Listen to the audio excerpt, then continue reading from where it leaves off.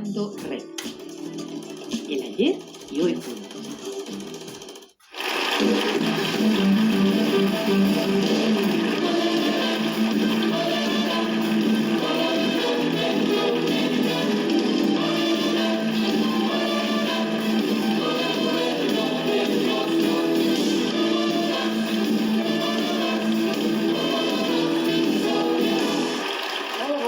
Ahora con ustedes en sus casas y con nuestros amigos aquí en el estudio un tema que nos afecta a todos todos los días. Se trata del progreso. Este progreso que vive usted día a día, que nos permite tener autopistas, trasladarnos en avión de un punto a otro en escasas horas, tener microondas, televisores, en fin, trae aparejado una serie de trastornos. Tacos todos los días en las calles, contaminación en las ciudades, contaminación leemos todos los días en la prensa de los ríos, de los mares, en fin, este planeta nuestro que se está calentando da como susto. Y estas cosas producen enfermedades que podemos llamar enfermedades del progreso. Estrés, ansiedad, depresión, insomnio, en fin. De estos temas vamos a conversar con dos personas que usted conoce muy bien y son dueños de casa aquí en Noche de Ronda. Uno es el destacado doctor médico cirujano, destacado académico de la Universidad Católica, el doctor Santiago Soto y don Miguel Bosé.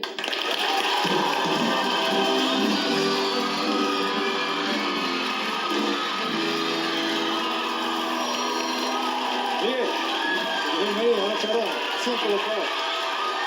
Doctor, asiente.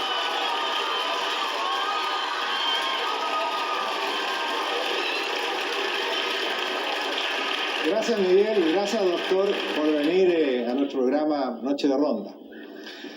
Bueno, yo les decía a nuestros amigos que íbamos a hablar, doctor, de las enfermedades del progreso.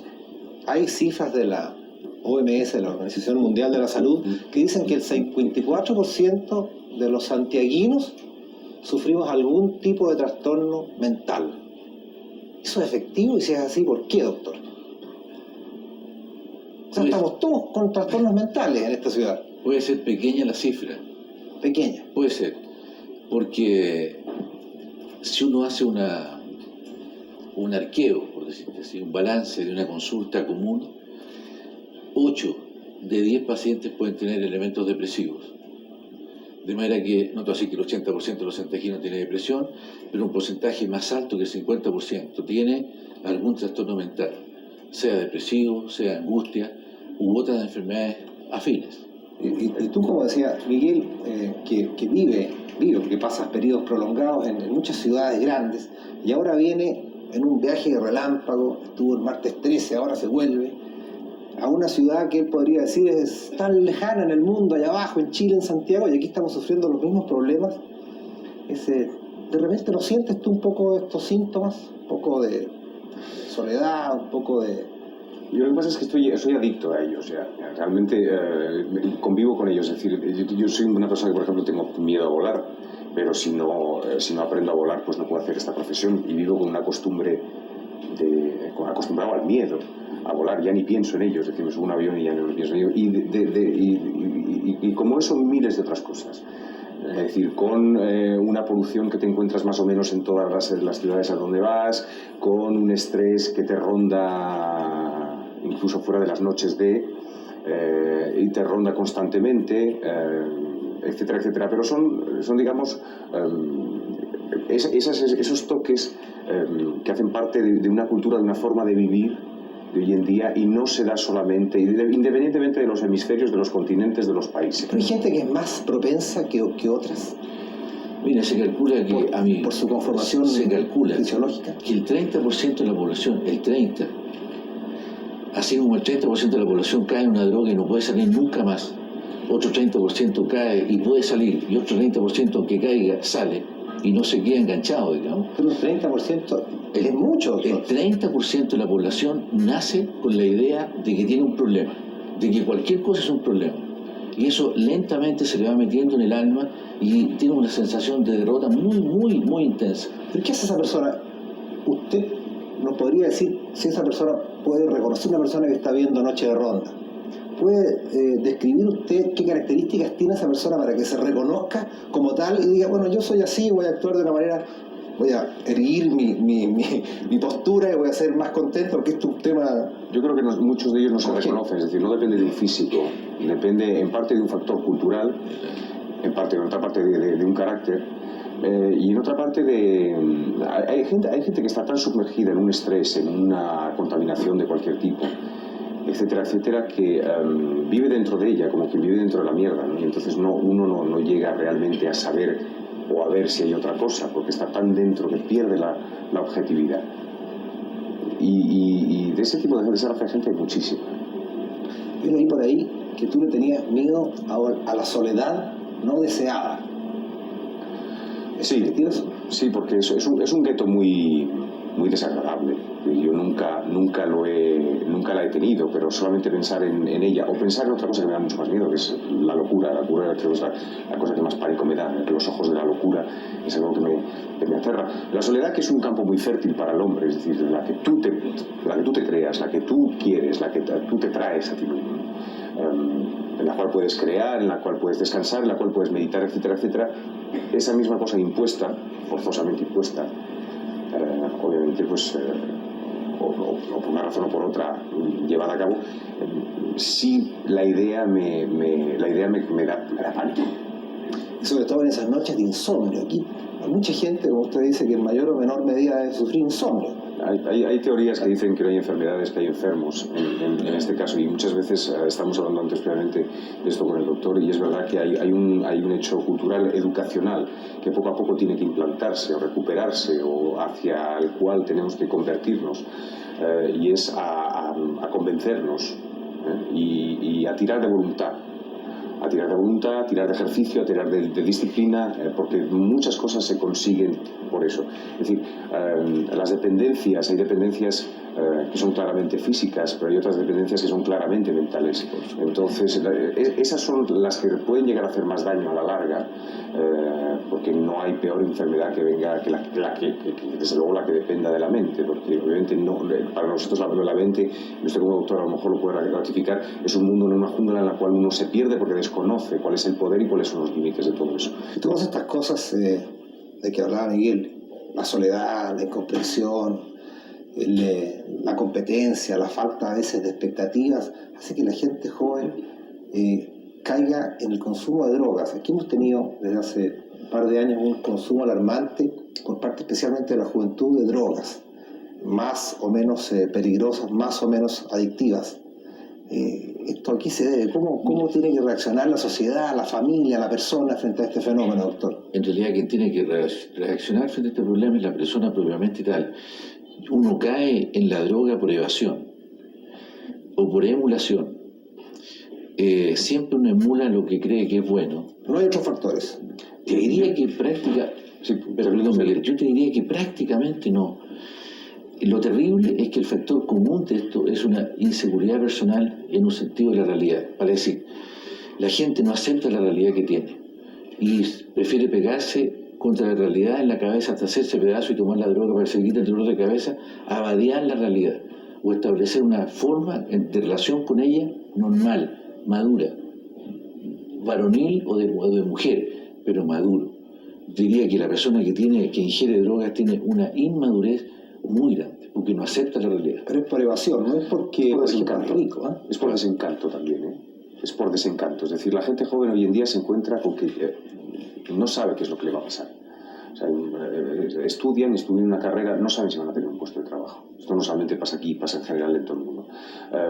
Hay una sensación de desamparo futuro en la generación joven, las generaciones jóvenes, que hace que de repente prematuramente quieran intentar conocer otros mundos o buscar una salida, y muchas veces una salida es una salida errónea, como es la salida obviamente de las drogas, pero mucha culpa de eso es el desencanto, y en el desencanto la desinformación, o una mala información, y ahí creo que en general en todos los países se está haciendo una labor pésima, absolutamente pésima, con relación a lo que es la droga, con relación a lo que es todos los miedos en general, o todo lo que son, digamos, las bestias que que como pesadillas nos rodean, ¿no? ¿Y cómo debiera ser esa reacción de la sociedad, de los gobiernos?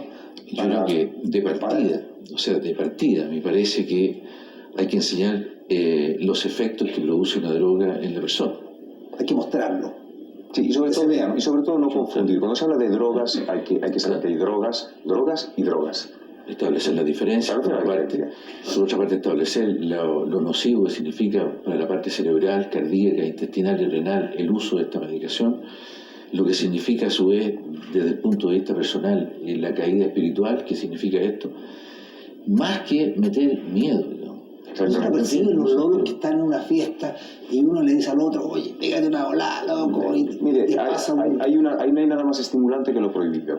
Claro. No hay nada más estimulante. Y mire, un ejemplo muy tangible lo tenemos con la ley seca en Estados Unidos en los años 30. Es decir, a partir del momento que se dijo no, eso no hizo nada más que estimular el consumo clandestino, la fabricación, la clandestinidad en general de eso. No hay nada más estimulante que lo prohibido. Entonces hay que convertir esas cosas, hay que canalizar. Ahora no vamos a entrar en detalle porque obviamente si nos metemos en teorías políticas, sociales, estrategias a seguir, etcétera, etcétera, nos harían falta 10 programas de Noche de Ronda mínimo solamente sobre este tema, ¿no? Pero es una cosa muy complicada. Pero en Europa, donde tú vives, hay un fenómeno alarmante de consumo de drogas por parte de la juventud, de la gente joven, de colegio, de secundaria, 15 años. Sí lo hay, es una cosa 14 años. Hay que combatirlo en varios flancos, repito. Una, desde luego, desde la parte no del consumidor, que es el que tiene toda la culpa, pero consigo mismo. Que es una culpa además moral de cara a la sociedad. Eso es otra cosa muy importante también en este aspecto moral, en todo lo que es sexo, drogas, los tabúes de la sociedad. Eso por una parte. Hay que combatirla primero por ese frente, por parte de obviamente la gran distribución, las grandes redes, en las cuales hay muchos intereses detrás, en los cuales ahora tampoco vamos a entrar. Y luego, por otra parte, en lo que es la información paralela, es decir, al Lolo o a la Lola de 13, 14 y 15 años que van a empezar una vida, que se les diga realmente a qué se pueden enfrentar. Es un problema de información. Yo estoy convencido que es un problema de información a la base, de lucha en muchos flancos, obviamente, pero sobre todo estoy hablando para las generaciones que todavía no están contaminadas con eso, que pueden ser contaminadas. Ahí es donde hay que hacer la gran inversión. Y ahí hay un problema de información desde ya. Pero los lolos, como dices tú, de 13, 14, 15 años, ¿tienen información sobre la cocaína y sobre la pasta base, que es el fenómeno que no tienen? No. Y no la tienen correcta, además. Eso se lo puedo asegurar. Usted la tiene porque está metido en este medio, que es su medio, que es el medio de la información, y la puede ir a buscar. Pero esa gente hay que llevársela delante de las narices. Tienen que convivir de la misma manera que hoy en día ya nadie se espanta, un lolo o una lola, de saber que un niño nace como nace, y que se hace como se hace, o se abre de una manera natural. ¿Y qué pasa? El tabú ha caído. Es decir, eso era impensable hace 20 años. Y eso en su consulta deben llegar papás, mamás que tienen este problema. Ellos son los indicados y los encargados de darle la información a sus hijos. ¿No se la dan? Debieran haberse la dado a tiempo. Entre los 8 y los 12 años. A los 8 años de los guaguas. Entre los 8 y los 12 años, porque ellos están viendo la televisión, si ven estas cosas se ven. Por lo tanto, hay que informar al niño entre 8 y 12 años. ¿Qué le dice? Lo que significa el punto de vista de las drogas, qué significa una droga, qué daños produce, qué beneficios produce, porque también los producen beneficios, como la analgesia, por ejemplo. Pero es un lenguaje que tiene que ser muy básico. Bueno, básico. Si el hombre es básico. El hombre es básico. Es como mejor entiende las cosas. Claro, y así como le enseñan la parte sexual, pesca un mono y le dice cómo se hacen las cosas, por qué, y de qué manera se establece una relación con una mujer, cómo sale el semen, cómo se fecunda un óvulo.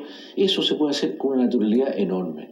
Ya que usted toca el tema del sexo, doctor, otra de las enfermedades que podemos llamar del progreso, porque es nueva, es el SIDA, que también ha afectado a toda la sociedad.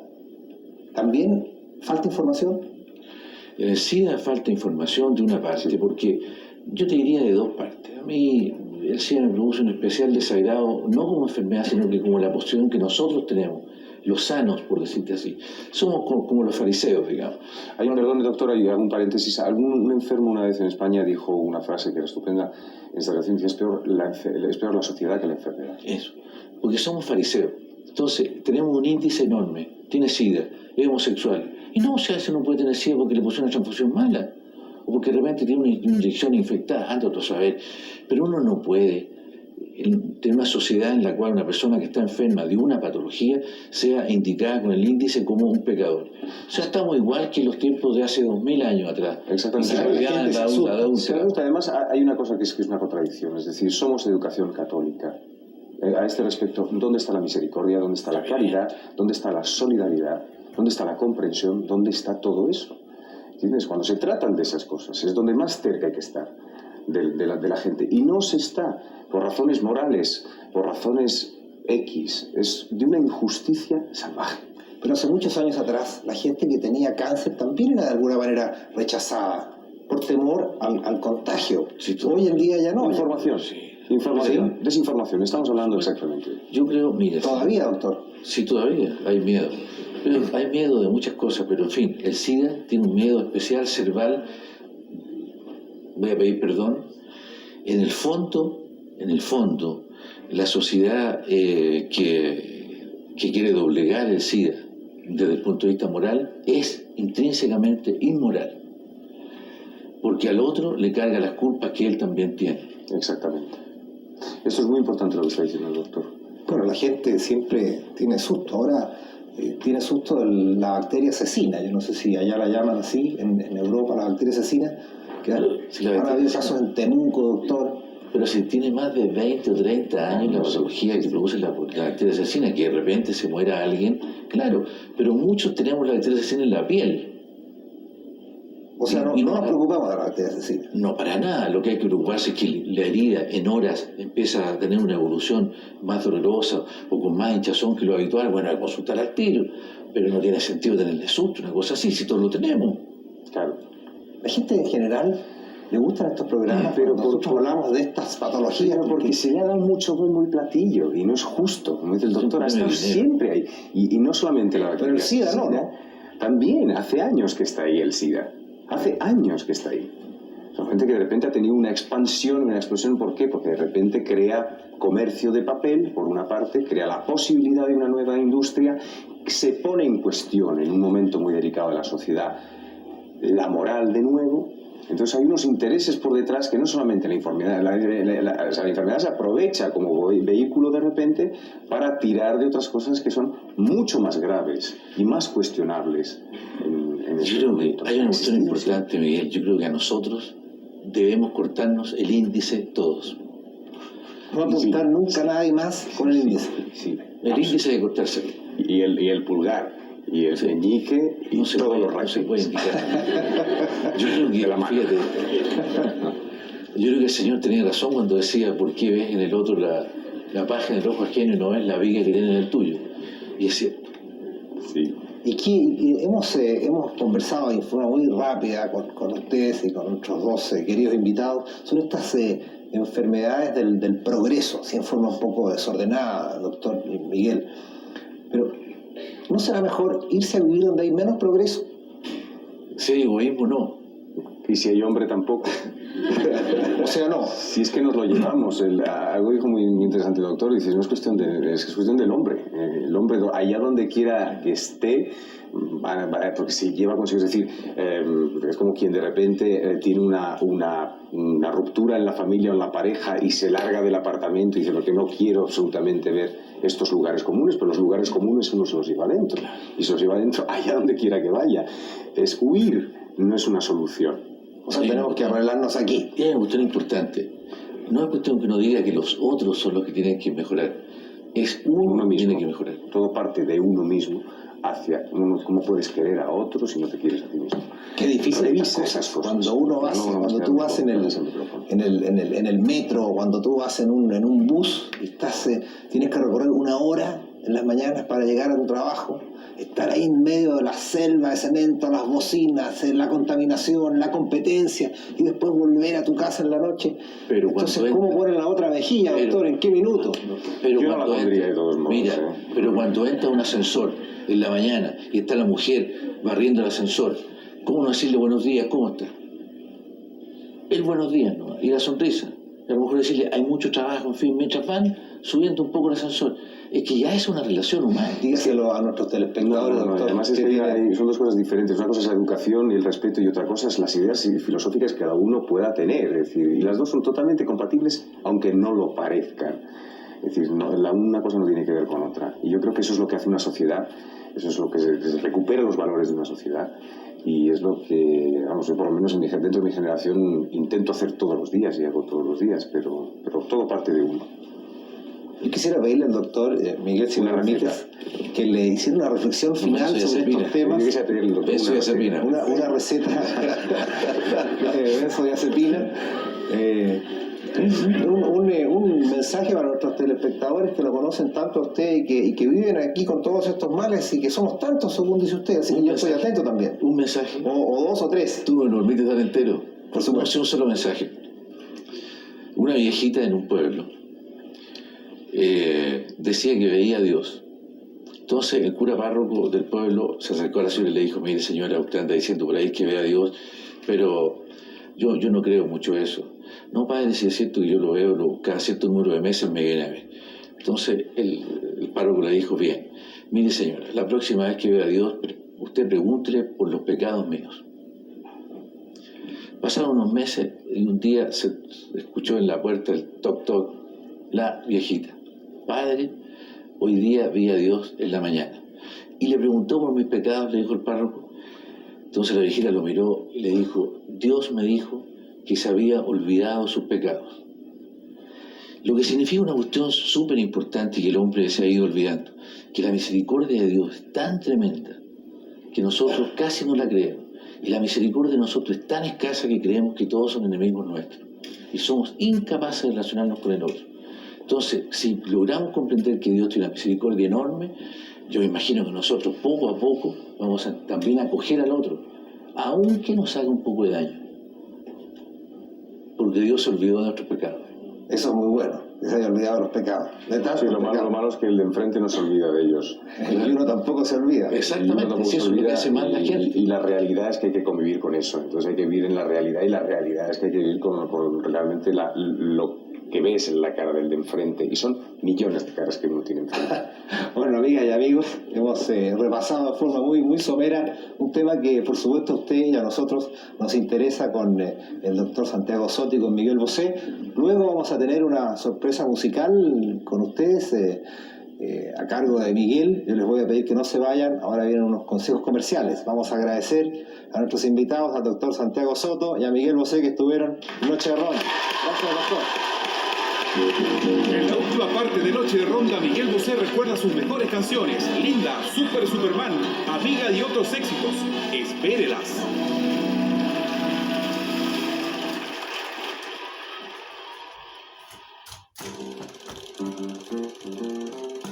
Ya volvemos. ¿Eh? Y hoy juntos.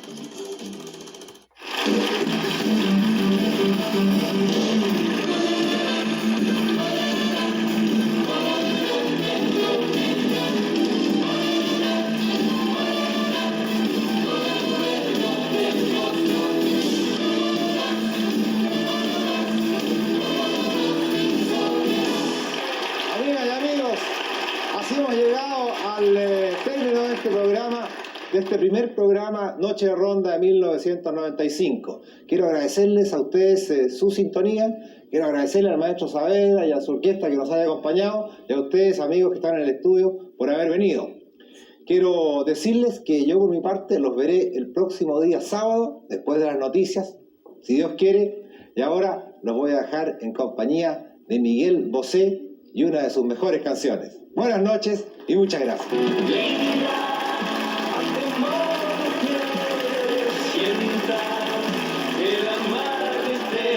Sorprenda mi silencio sobre ti. Creo en ti. silencio, como en el buen humor, creo en ti. Como creo que la unión hace la fuerza, creo y soy para el mar y del mar. Creo en ti, creo en ti, y tu ausencia pasará a ser mi eternidad. Tu silencio, mi paz, tu recuerdo, mi motor, y a pesar de todo creo en ti.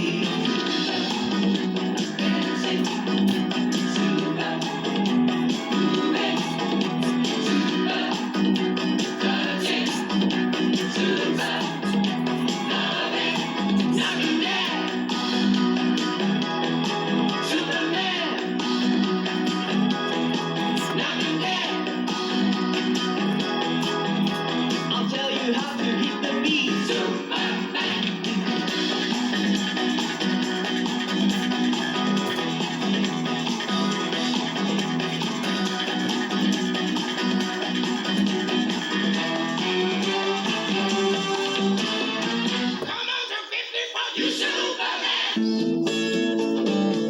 Si he sido lo que fui, fue por tu cuerpo. Si he sido noche, fue tu noche quien lo quiso.